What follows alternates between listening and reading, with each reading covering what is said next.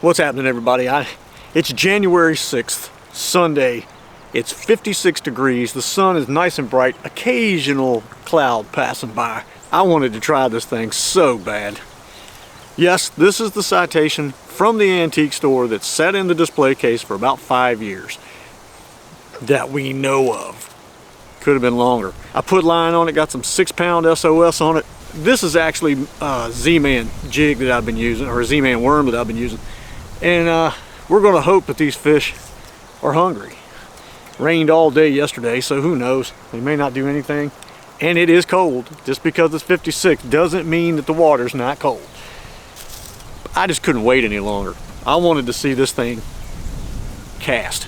If nothing else, cast. I want to see it cast. I'd love to see it bring something in, though.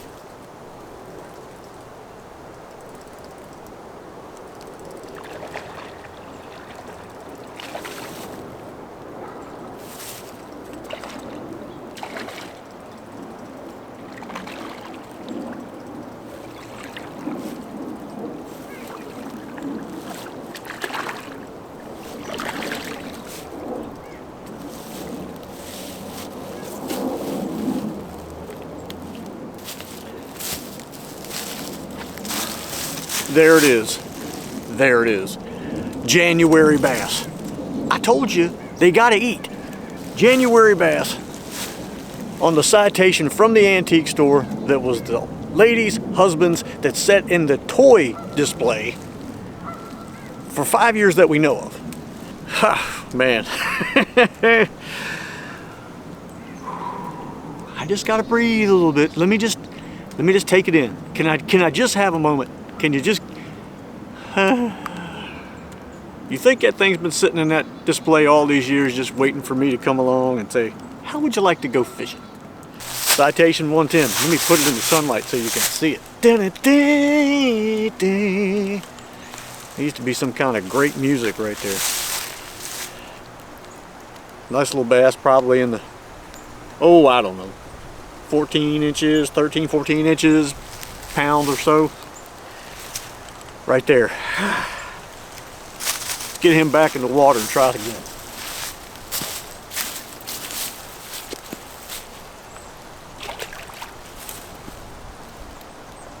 That was awesome. But what you haven't seen is that I've had to untangle the line from around the shaft of this reel twice now. Somehow or another, and I ain't figured it out. I don't know if this is a 6-pound line, you would think it would be fine. It's managing to get between the rotor and the spool, and that's where it's tying it in at. I don't understand it. I just don't get it. Maybe I need to go move up to an 8-pound line or something. I'm not sure. But I tell you what, when you got arthritis in your hands and cold weather, it just things they don't intertwine. It's painful. But I'm catching another fish. Now here's the part that you didn't expect. Now if I used the thumbnail that I think I'm going to use, you probably already know. But if I didn't use that thumbnail, then surprise. Here it is, the Duke. That's right, the Duke is out here. The Duke is all fixed up. I'm going to tell you a funny story later about that. How the Duke got fixed up. He's smooth as glass right now. As a matter of fact, the gears in him now are smoother than that reel I just got through using from the antique store. But as you remember, the Duke He came from a display case out at Protec Fishing, or Fishing Protec. I never do get those in the right order for some crazy reason. But he's back and he's working like a champ. Let's see if we can't hook him into something, because again, if there ever was a more deserving reel, it's that one right there.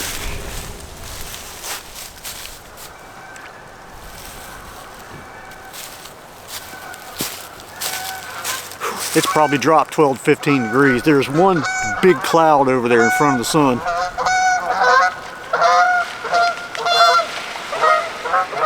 I hate geese. Absolutely despise them.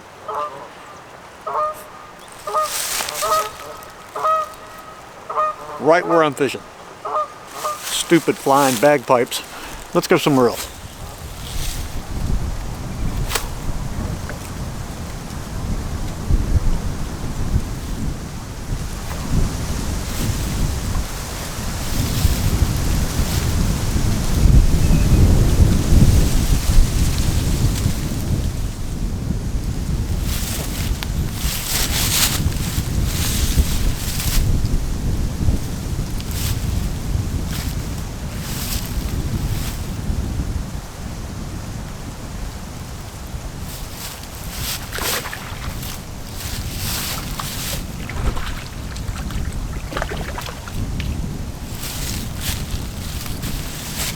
The Duke!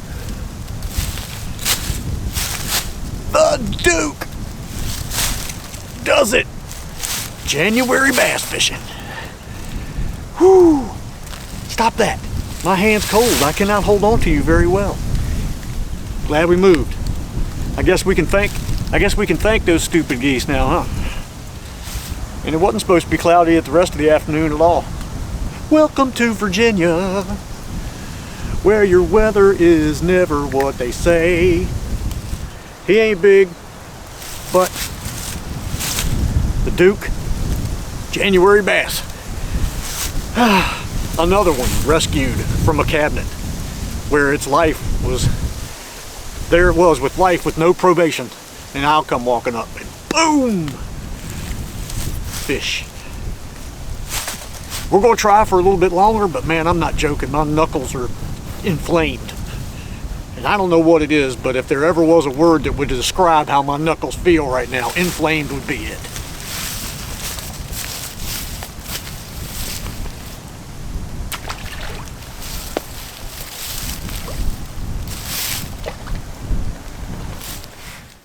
So here we are, we're back at the house. I just couldn't stand it. The sun was out, it was nice and bright. It was 56 degrees when I got there. Fished for about 25 or 30 minutes. Lost one, caught two. Then the sun went behind all the clouds, or the clouds got in front of the sun, or the earth turned and something happened and the sun went away and it dropped 12 degrees. Let's just see what it is right now. 47 degrees. But it's, what is it, they got a wind chill thing happening, the wind's blowing, and now it's raining. That's another reason I came back and began to rain. Wind is making it feel cooler, 46 degrees. Well, that darn wind is taking it down a degree, and let me tell you what, I don't care what you say, my hands were cold. I can make a fist now. I didn't think I was going to be able to let go of the steering wheel there for a little while on the way back in. Hey, where'd they go?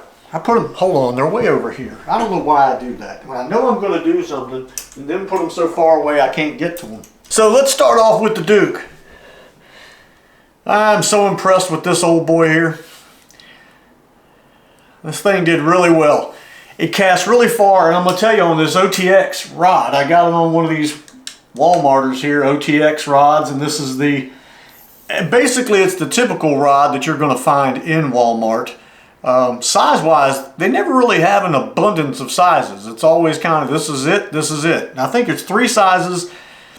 One size of spin cast or bait casting rod, and two sizes of the spinning reel rod. It just does, it's like a ultralight and then something that's in a medium heavy kind of thing. That's all we ever have around here. But I ended up having to use this one, the Duke here, more so than I did the other reel, the 110. because this rod would actually allow me to blast it out further. It's definitely a stiffer, faster rod, and it's longer. This is 6.6 if I'm not mistaken. 6.8. Hey, let's 6.8. Let's go with 6.8. And it was just a better rod for the distance I needed to get to catch fish. Now, let's look at this guy here. As far as I can tell, today is the first time that this thing's ever laid in the back of a pickup truck. Did I scar it at all? Let's see if I gave it a... Yep, I did, right there. So it's got a scar on it now. I did it. It was me, teacher. Regardless, though, we caught a fish. We caught a nice set bass with it, actually, about a 14-inch, somewhere in the 1.5 pound range, I'd imagine.